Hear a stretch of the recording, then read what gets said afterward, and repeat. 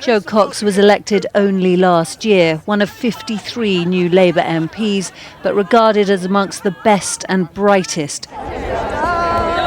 She made it clear from the very start she was enormously proud to represent the town where she was born.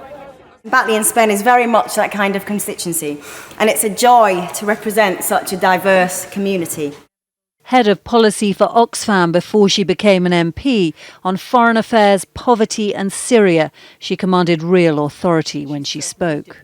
Can the Prime Minister tell the House whether he thinks he has led public opinion on the refugee crisis or followed it?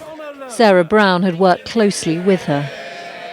Jo would always put such huge energy behind everything that she did, really committed to helping the most marginalised, the poorest families and children around the world. And that's always been the Jo I know.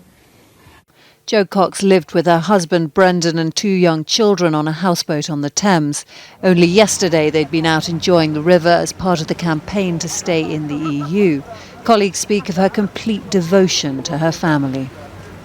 We sat in the tea room late nights waiting to vote, and I remember commenting to her how she coped so well with all the commitments of Parliament and a constituency and 2 young children. And I remember saying, I take my hat off to you. I couldn't have done what you've done, and balancing all the family commitments. And she was a devoted mother. She spoke with real affection about her children.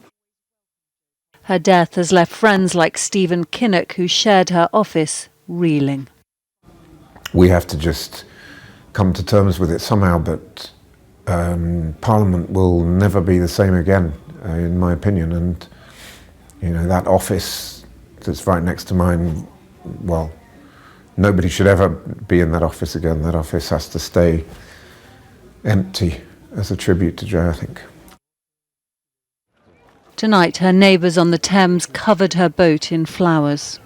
We pay tribute to our amazing, wonderful and spirited member of this community, a beacon of hope who believed in love, friendship and values that we all so much need at this time.